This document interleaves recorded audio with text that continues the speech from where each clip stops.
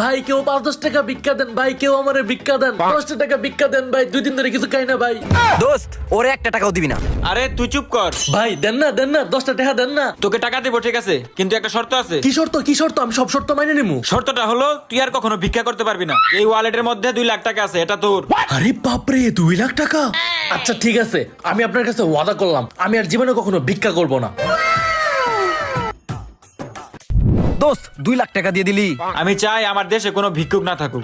দোস্ত তুই তো অনেক ভালো, দেশের জন্য কত কিছু ভাবিস। আরে আমার নতুন প্লটের কি অবস্থা? কাজ কতটুকু আগাইছে? আরে তুই সেই ভিখারি না? 6 মাসে তোর এমন কি হলো যে তুই কোটিপতি হয়ে গেলি?